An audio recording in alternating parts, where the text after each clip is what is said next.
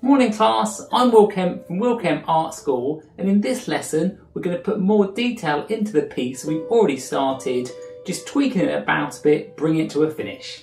So once we've got the painting blocks in like this, we can now start to go in with a bit more detail, depending on how much you want to add more detail into the piece. Areas of the sky, like up here, I quite like this. It's got a bit of movement in it, a bit of blending, but some parts here in the foreground still feel like they need a bit more work and a bit more definition onto this house. So I'm just going to use a smaller brush. This is quite a fine brush, just for a couple of lines that I'm after, just to add a bit more detail to get that focal point in the painting.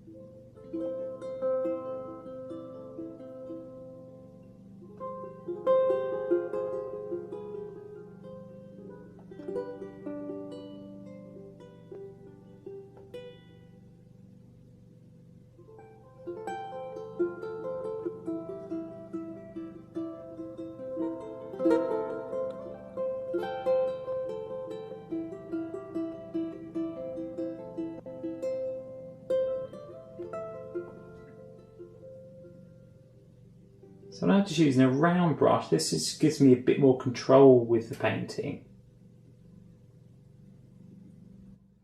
If you want to darken down your green a bit, you don't want it to be too green, you can just add a bit of the crimson into it and just get this really nice dark. And that's going to be great, like at the base of this tree.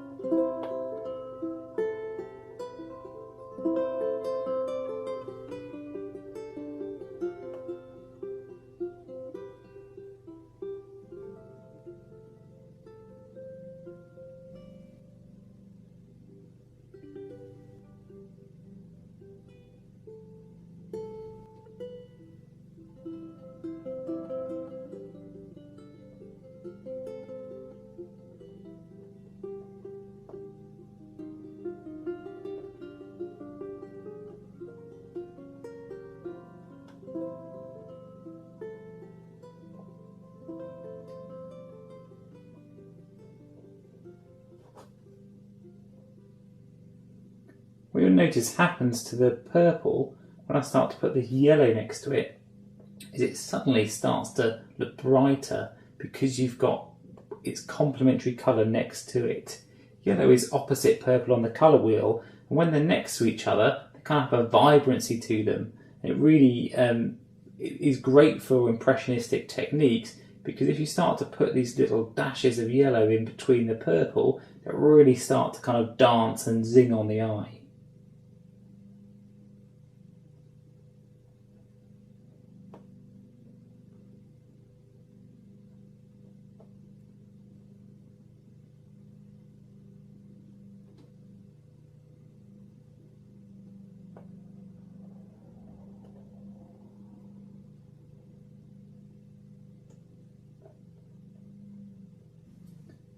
To add a bit more feeling of light coming on here, I'm going to lighten up this side of the building.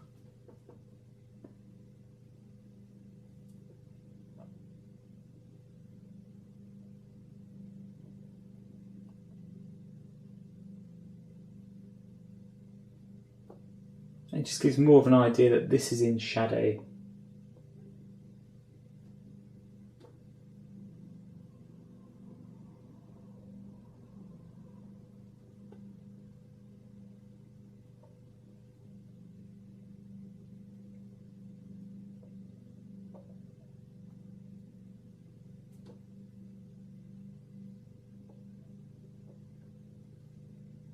little tractor in the field there. This is just with that pure red. But you see how when this red again starts to be next to the greens, suddenly it sets all the other colours working next to each other. I might put a bit of this red over here as well, next to this bottom of the green there. Just a few little dashes. It just helps to bring them to life a bit.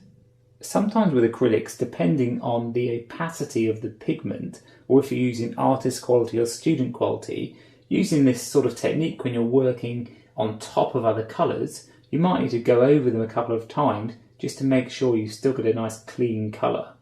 So with this yellow, I'm just going to work it on top of the yellow I've already put on. See on there, I've started to get some of the colour coming through underneath, but I just want it to be a bit more solid.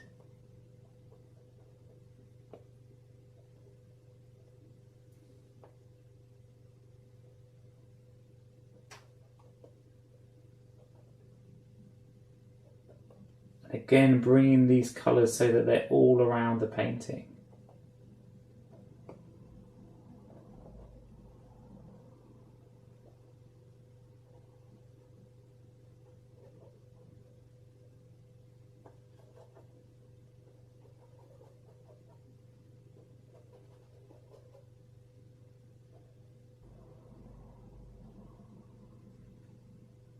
Now I'm going to use the crimson with the ultramarine blue just to give me another purple. You notice how this is a bit more muted.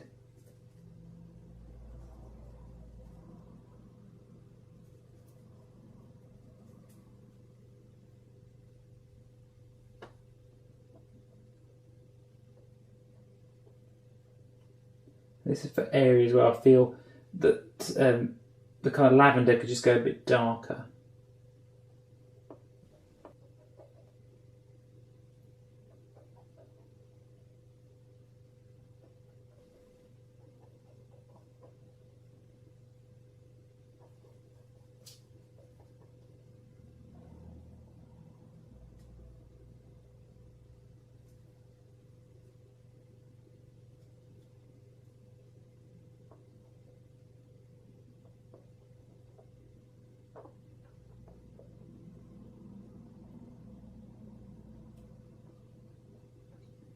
So for these lighter areas, it's more like because we've done lots of crisscrossing, this is more like a downward mark that I'm making.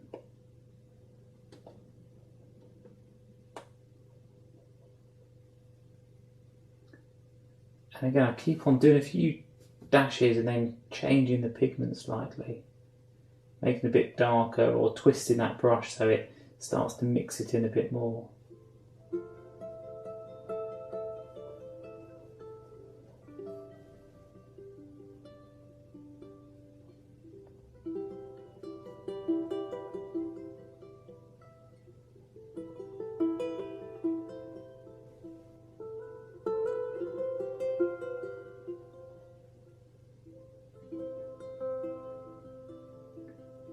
Still that white on the top of the mountain. I've lost the shape a bit here. I'm not too worried about that, but I might just enhance the white a bit.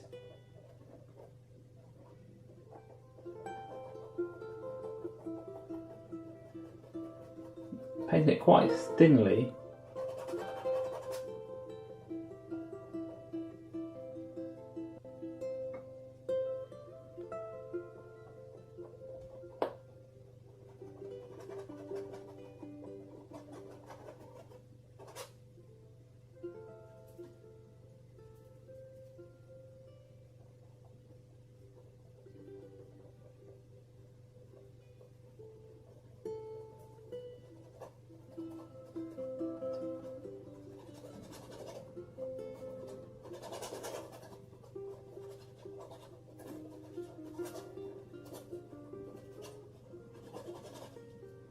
And again, using quite a broken stroke, I'm not kind of dabbing on this, I'm just getting some of that variety in it, so I still get some of these colours we've built up underneath shining through.